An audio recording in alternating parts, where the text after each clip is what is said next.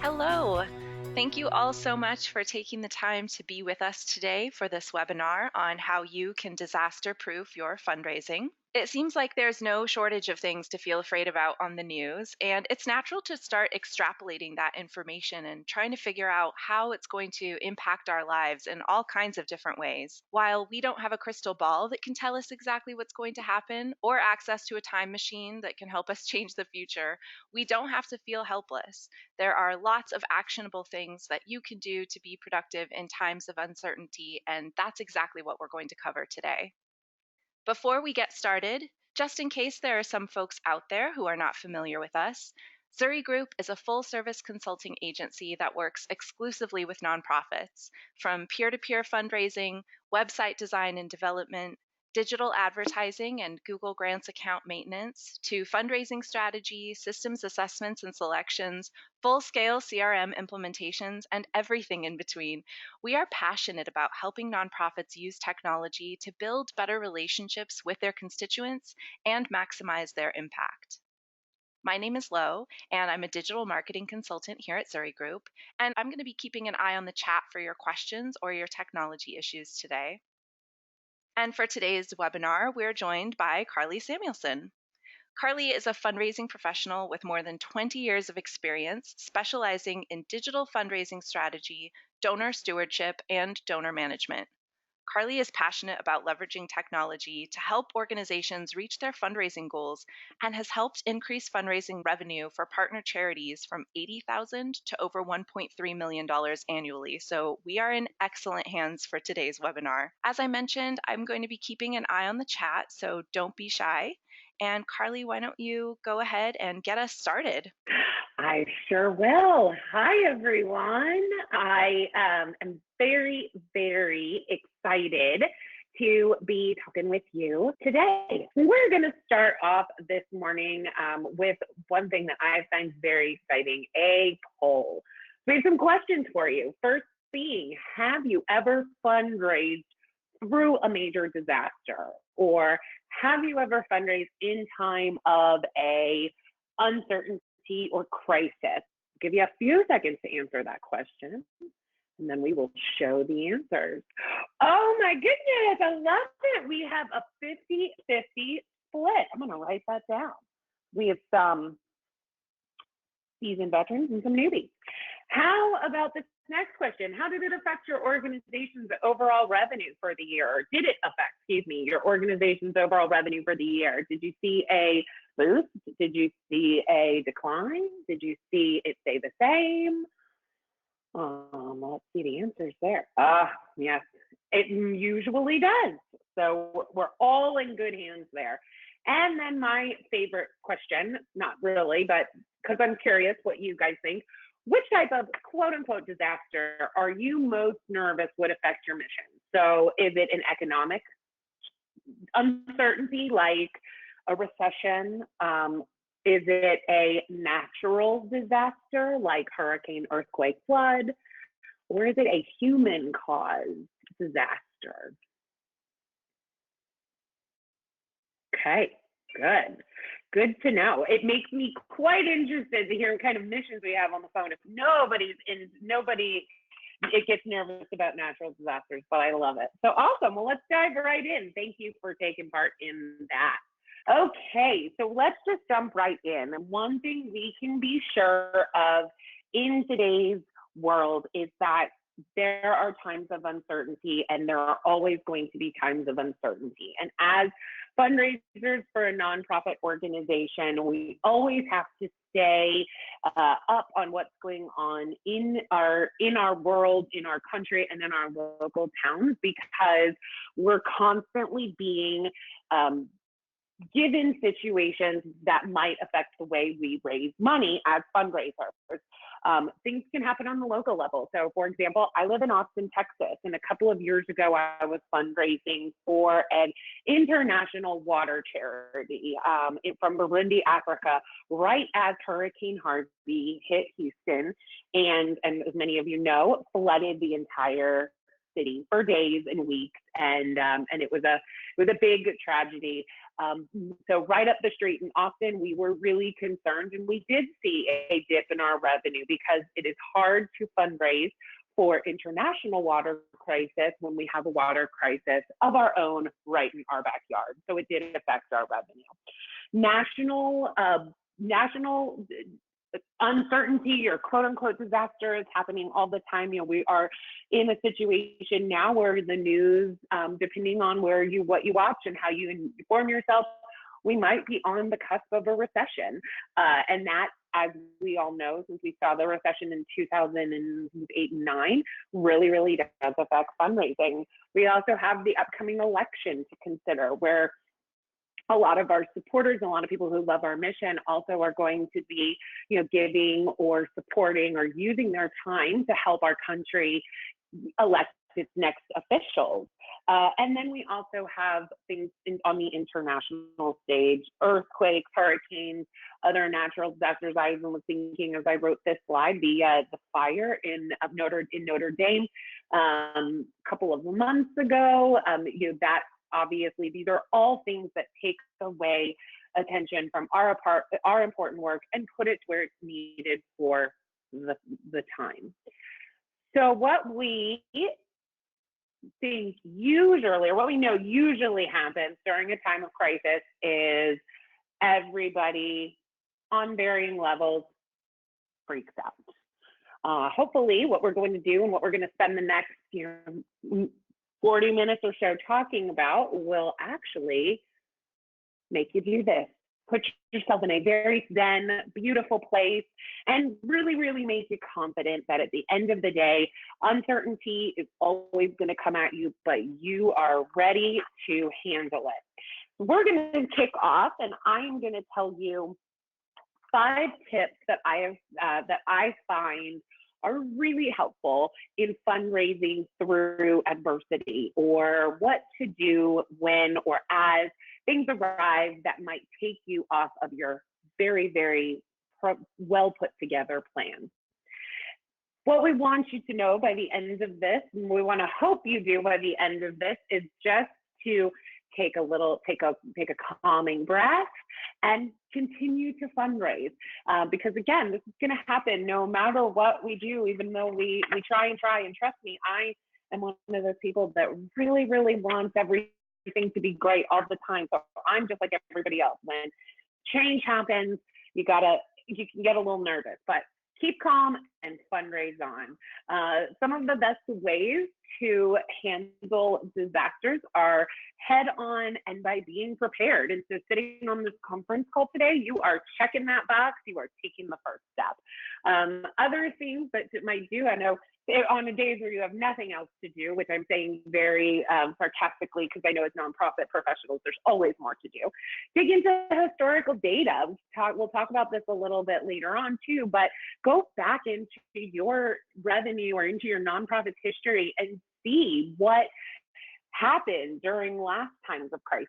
I mean, this is not, obviously there's not going to be a big crisis report in your CRM, but figuring out dates and timelines and seeing how that has acting around, especially for those 50% of you who have not gone through a disaster time of fundraising. Go backwards and try to do some digging and see what you can find. The other thing to always remember is that in times of uncertainty and disaster, you really do have to reevaluate everything that you've done. So I know as an organization, you've probably sat down and you've come up with a great strategic plan. You have a fundraising plan in place. You have a marketing and communication strategy in place. And with one, I guess I was going to say, with one sort of like pop-up of a little notification on your phone, all of that can be changed. So you'll have to evaluate, and we'll talk through some of that. And then also timelines may change. So you have to be open to a new normal. This is no different than the way that your life every day works. And so that's what's great about this, is that, a lot of things we're going to talk about would be exactly the same that you should be doing in your personal life too when things like this happen. But you have to be open that you might have to not send out that certain email that you were going to send out the next day because of whatever happens, or you have to go back and relook or rewrite an entire, an entire series, or even change an entire marketing strategy just because of what has happened. And that's the reality. And I think everybody would be open to that depending on the disaster. Let's jump in. Pro tip number one. Once again, just as everybody should be doing in their personal life, in times of disaster, uncertainty, and crisis, one of the best things you can do is watch your spending.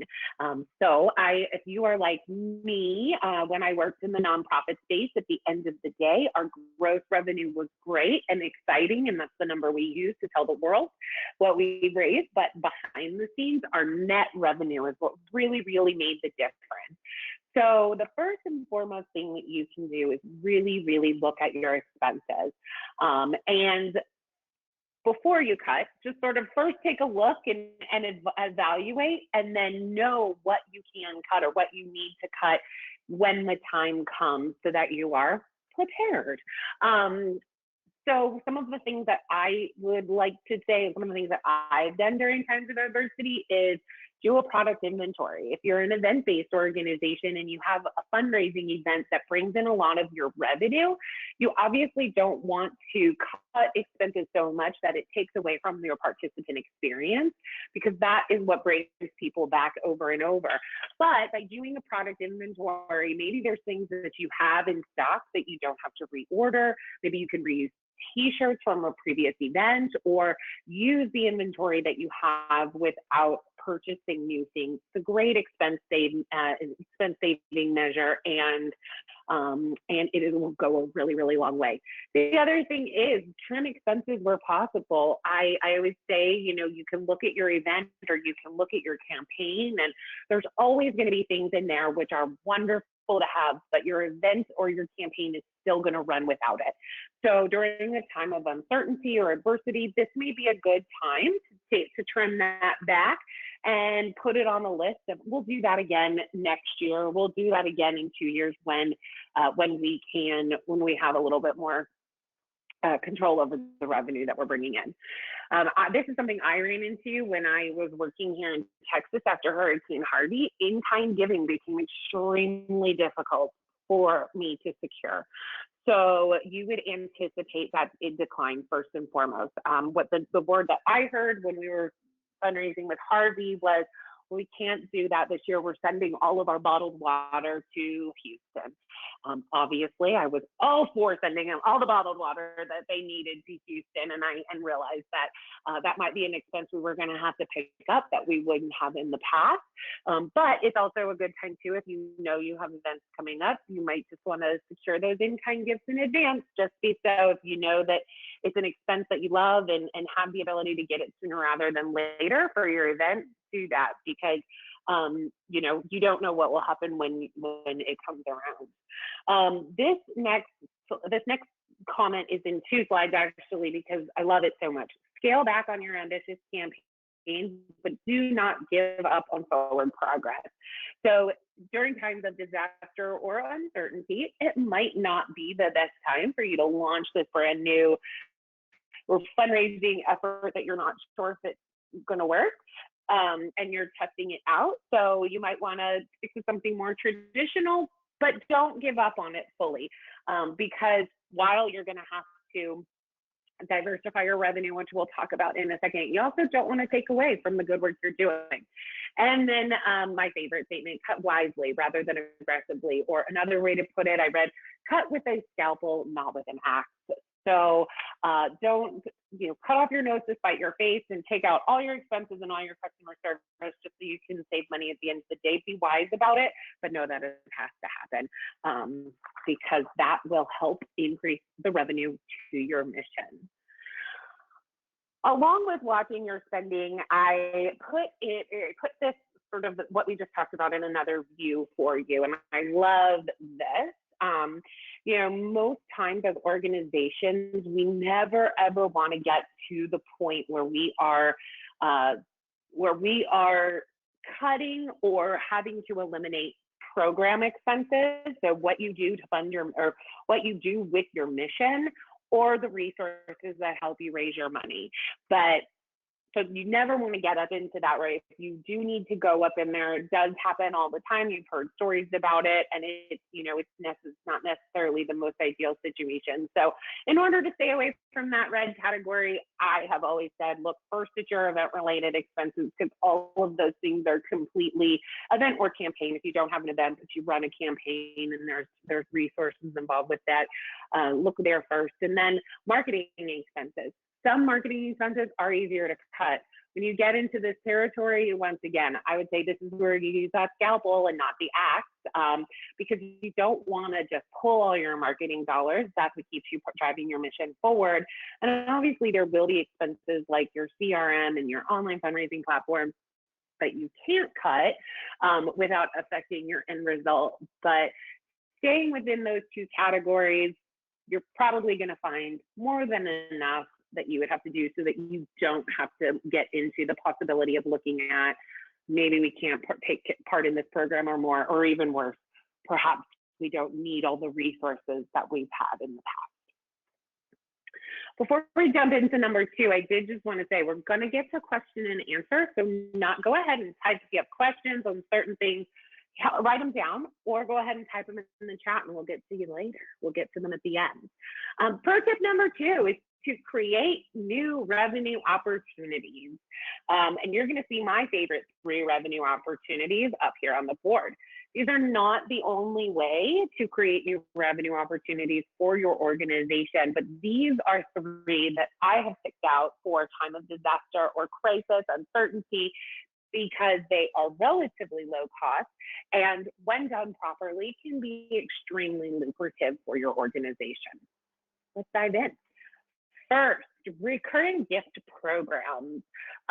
Hopefully a lot of you have a recurring gift program, but if you don't, this might be a great thing to consider. Recurring givers bring you a constant revenue stream. So for the most part, minus a few, issues here and there, you are going to get the same amount of revenue every month from those monthly givers. And so you know what's coming in, in advance, and you know when it is, and when it's going to hit the bank account. So monthly givers are a great way to sustain your fundraising in a time of crisis. It also spreads out the financial impact on the other side of the gift. So whereas, a donor might not want to write a $600 check to you during a time of uncertainty or natural disaster, maybe they want to funnel their funds or help somewhere else. It might be less likely that they're going to write that $600 check for you, but $50 a month is very doable for them. So instead of getting that lump sum, you get it across, and it really breaks up or spreads out that financial impact for your givers. It's extremely cost effective because there's little or no expenses needed to run a monthly donation program. And most importantly, it engages that younger demographic, that younger market. Younger donors are very, according to statistics, are very altruistic and they want to help and support, but they don't have resources like maybe a baby boomer would. But monthly giving gives them a way to make that happen. I have a sample of a great monthly giver club up here. I love it. And I showed it to you for 2 reasons. First and foremost, I love the name. The Bread and Butter Club says it all. It is this organization's bread and butter, and I think that's great. But more so, what I love about this page is that you notice down below, you won't be able to read the graphics, but just know what's there is a breakdown of what your monthly gift of X amount of dollars will do for that organization. This organization has a very tangible mission, so it's easy to break it down. But this is why I love this. Crystal clear when you go is that with your monthly gift of $15 a month, you are going to be able to do X, Y, and Z. And I think this is a fantastic representation of what a good recurring gift program could be.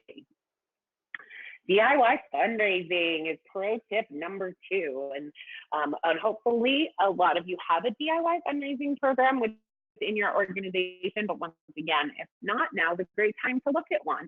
DIY fundraising gives supporters a reason to ask for donations for your organization.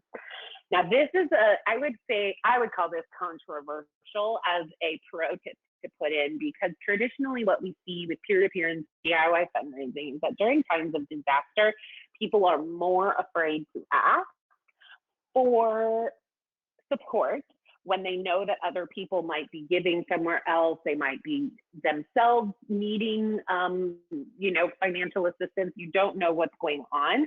And so we do traditionally see trepidation around asking for fundraising dollars. But in this instance, the way we mean to use this is that DIY fundraising is a great way to celebrate and to support things that are still going to happen, no matter if that disaster happens or not, or if that disaster had happened or not. For example, your birthday. You're always going to celebrate your birthday, even in the midst of an unsettling time.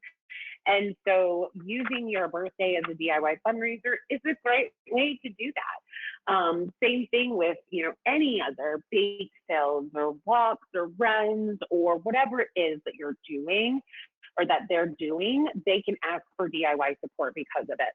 Peer-to-peer fundraisers do usually raise more than they would give individually, some by a little, some by a lot, but that's the beauty of peer-to-peer and DIY fundraising. And what I really love is that this quote at the bottom is that DIY and peer-to-peer fundraising is making it possible for anyone to start a movement for your organization. And it's not necessarily up to you as the organization to decide when they want to do that movement. And even during times of uncertainty, people want that excitement. People want that, the word I'm looking for, that distraction, if you will. And it really can work out for your organization.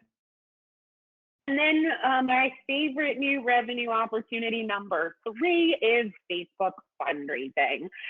We could probably have an entire webinar about Facebook fundraising, and because it is such an interesting and great platform. But in times of uncertainty, you want to make things as easy as possible for people, and Facebook fundraising is a way to do that. If you are not already using it, you should be. It is very simple for organizations to turn this on your Facebook page. Your organization receives 100% of the funds raised. So Facebook does not take out any fees from your fundraising, and they send you the check or the transfer for the entire amount of funds, which is very altruistic and awesome of them. Again, it makes giving easy for your donors because it meets them where they are, and Facebook makes it very easy for them to set up a fundraiser for you. And I've been spending a lot of time talking to organizations about embracing Facebook as a platform for revenue generation. So there is an incredible stat about how much money Facebook gives away, which I forgot to pull up before this webinar, but suffice it to say, Facebook generates a lot of money for organizations. I was going to say $1 billion. I don't know whether that might be 30. I don't know. It's a lot of money. And we want your organization to be part of that. So that is another really great thing to look into. Pro tip number 3, save, thank you, more. This is obviously, I think, would say this is a pro tip for all the time, but especially in times of uncertainty and in times of disaster, the people that support your mission the most want to hear how much they are helping you. And so one of the tenets that I am always talking about doing, but especially during times of uncertainty, is making sure that your donors are feeling that love. So one of the great things, or some of the great ways to go about doing this, is first and foremost reminding donors of your mission and their importance. You remember I discussed with Reoccurring Giving how much I loved that graphic of showing what $15 a month will do for your organization. That is exactly the same idea in this area. You want to show those points of impact, and you really want to turn it back to why people are choosing to support you on a regular basis and even during time of adversity. You want to show the value of their dollar for your mission. We normally see during times of uncertainty that action-based communication works really well. Obviously, you'll notice in times of, National Disaster Red Cross, all of those organizations, they have action-based communication. They want you to text to donate. They want you to send an email. They want you to give money, and yours should be no different. People all the time want very actionable items in their communication, but now more so than ever. And you have to make it very easy for people. They're going to be inundated with a lot of different things during these times, and so you have to make it easy. And then something else that I thought which was really great was showing the next steps for the money raised. And I found an organization that did this really well, actually on their donation receipt. It was a video and it said, "Thank you so much for your donation. Here's how your dollars are going to be used." And it was so refreshing to see that right away at the point of donation that the thank you included next steps on where that money was going to go. And I think that that's a really great way, and it makes people feel really great about the money that they're giving. Internally, in ways to say thank you more is reviewing your stewardship plan or your organization's stewardship plan. And the actionable items out of it is to go the extra mile and say thank you even more. Today's communication is so interesting because we don't even really know how to communicate with people anymore. I feel like I don't. Do I email? Do I go on social media? Do I send a text? Do I do a messenger? Am I a Snapchat person? There's so many different ways to say thank you to people, and it can get really, really crowded. I am an old school fundraiser traditionalist, and my favorite way still to this day is to pick up the phone and to call somebody. Now, in today's age, they're probably not going to answer, but leave them a voicemail and let them know how much you appreciate them. Same thing, engage your board and your CEO in these, or your high level executives in this endeavor as well, and ask them to reach out, especially to your top donors, but even if as far down as you can get. This is time for you to really hammer home the point that even though we are in a situation where we're in a bit of a disaster or an uncertain time, there might be some turmoil, but we really appreciate the work that you are doing in order to help us, and the support that you're giving us, and we're taking good care of your money, and we're really making it work for our mission. And then the last thing is ways to show love is being more attentive to your donors. I don't see a lot of emails these days that aren't personalized with autoresponder, but if you're not personalizing your email series, it's a very easy way to do that by dropping in the name. I remember that traditional fundraiser. I love a good handwritten note. I still love when I get them and I open it and I treat it with respect. And so I, as a fundraiser, am very keen on sending handwritten notes. This may be if you are, annual giving is coming up. So if you're sending out your annual gift letter and you have a recurring donor, it would be nice to just write a little note on their letter saying thank you so much. It adds that touch of personalization. But we also live in a world where we can reach people with all different types of media. And so there's no easier way to say thank you than to just tape a video on your iPhone, or if you are savvy and want to do that, this could be you, this could be your board president, your CEO, this could be anybody within the organization. Send it out by video, post it on Instagram, send it out by email, and just make sure that you are saying a huge thank you. Make sure that the thank you is genuine and it does not come with another ask. So everybody loves to be thanked, and I think that this slide is a great indication of ways that little things you can do that are really going to go a long way to show your donors that love. I was talking about impact at the beginning of our slide, and I wanted to take a moment to highlight 3 organizations that I personally think are doing great job of showing their impact. Two are local, often nonprofits, and one is Heifer International. So what I love about Heifer International is that they do gifts based on the animals that you can provide to a community in need across the world.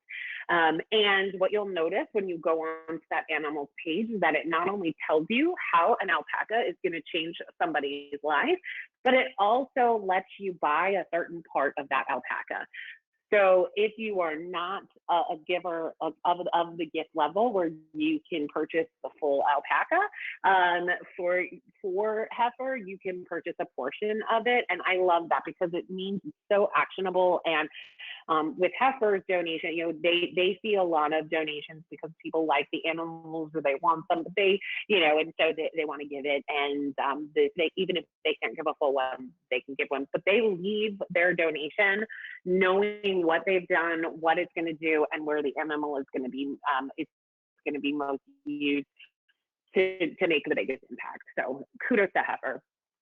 We have a local dog charity here, and they do a really great work of showing the giving level impact. That's Blue Dog Rescue on the upper right. On their donation page, they have a wealth of knowledge about what you're doing. First and foremost, their sponsor dog wording actually gives exactly what they spend the money on when dog comes in, what the dog needs. So you know what you're doing. And then also the giving levels. If you notice underneath, there's some text. What you'll see if you went closer into that text is that they're actually telling you what $30 does for a newly acquired foster dog, what $100 does, what $300 does. So once again, it's solidifying as you're making that donation. Okay, I want to make this because I want to do this for animals, and that's great. And then underneath, they have them making a reoccurring donation, bright, bold, and in your face. So it is always available. So kudos to them. And then last but not least is my sweet little water charity, the Gazelle Foundation here in Austin, Texas. What I love about their things are, one is their impact. Their infographics are amazing to show their impact, but also their impact is across the board. So they just add into the total numbers. So if you're an organization, this is a very specific organization working in a very specific country, and these numbers might not look spectacular against larger organizations like Charity Water. These numbers are very, very critical and great for this organization. So they highlight them in every way possible. And a lot of their supporters are also multi-year supporters that just give year over year. And so they can watch these numbers rise. So kudos to them for knowing exactly who their donors are, when they're giving, how they like to give, and knowing that they're working in one country in Africa. So they want to show just how much impact they've had on that one country in Africa. Pro tip number 4 is expect the worst, but celebrate the best. And I think that that's negative and ending positive, but I think that that's the way that you have to look at moving forward. Once again, scale back on those ambitious campaigns, but do not give up on them. If I were a fundraising professional right now in this climate, I would do just that. I would, you never want to push back forward progress, but you also want to know that, or you also have to know that at the end of the day, what is going to make the most bang for your buck. And during a time of crisis or disaster may not be the best time to launch a brand new initiative or launch a brand new fundraising opportunity, but it can also be, doesn't mean that you want to just leave it by the wayside and pick it up later. Promote new ways to support your organization. And this goes really, really closely with using cross-promotion to break down organizational silos. So I know my history of nonprofits is that I've worked for a lot of large nonprofits. And I say this with a little bit of giggle in my voice, because for my entire career, I have dealt with what I call quote unquote silos, where this is, you have a donor that does really great as a major gift prospect, but you don't want them to participate in something else because that may change funds around. That gets into a very gray area of, kind of fighting for money within an organization, which we never want to promote, but it does happen. So be open to that. Be open to that. Know that a previous person who has come to your fundraising event may be better suited in another part of your organization, or you might be able to see more success from that person if they were more engaged in another way. So this is the time, just like it is when in disasters we all come together as a country and as a world and get it done.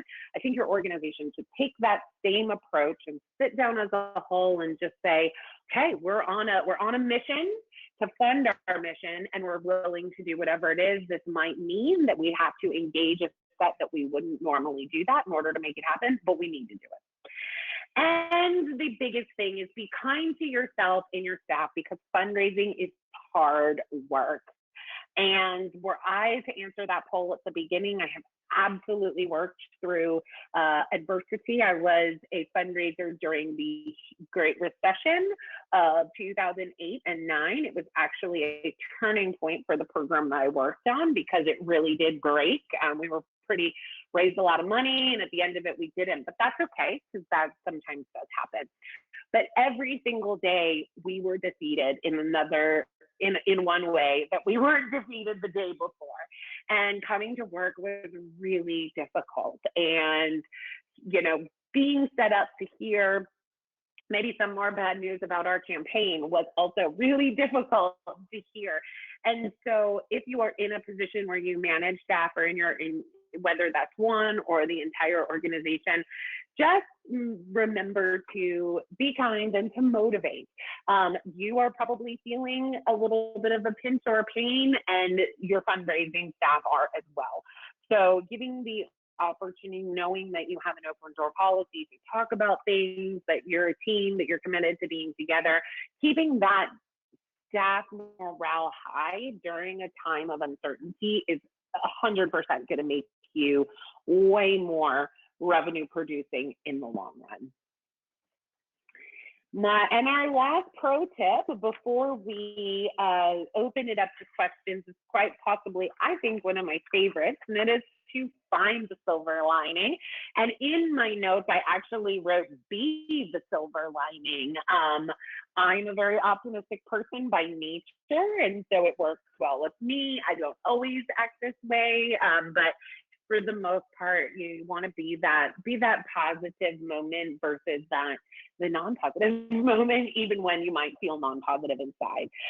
The work you are doing is actually what keeps our country moving and ticking. It's what is making families, helping families through medical crises. It is affecting climate change. It is doing all of these things that are great for our society and our country, and you should be proud of that. And so we really want to make sure that you find that silver lining, and that you are that silver lining, and that you stand confident knowing that you guys as nonprofit professionals are some of the best people in our country, fighting for the work that we, fighting for the people and the work that we know is really important. You're going to get through your disaster. You are going to, that time of uncertainty is going to come to an end, or it is going to come back to a maybe new normal. As I said in the beginning, you will return to a level of fundraising that you have before, but the way you go through that is really indicative of sort of how you'll end, if you will. So that is important. Be the silver lining. And one silver lining, I guess, I actually saw this the other day, and I loved this on CNN, of all places. I saw, well, not on all places, it's a political ad, but we know that we're living in times right now where our country is very divided on political views. And I was casually watching the news in the morning and saw this great video. I know that I have the link. We can definitely send it out. But if you watch it, one of the things that you're going to see is that it addresses our political differences head on and gives us a hopeful path. Kudos to the Alzheimer's Association for once again addressing a need head on and really turning it into a positive. But I love this, and it works for them. I don't know if it will.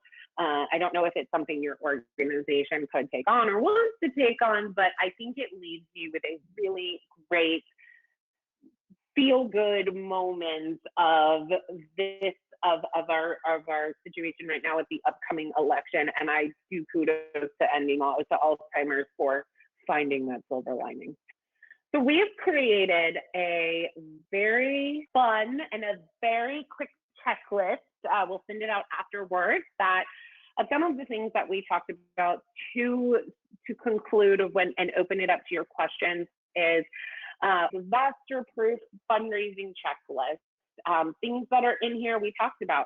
Reviewing your historical data. Go back into your old CRM. Find that what was happening during the times of last crisis. How much did your organization raise? Was that lower? Was that higher? You all seem to know exactly what it is, but did you, if you are an event-based organization, did you see less participants at your event that year? And was that part of the reason? If you are a donation-driven organization, did you take a dip? When did you take a dip? Why? What was going on? Do your data so you can be prepared.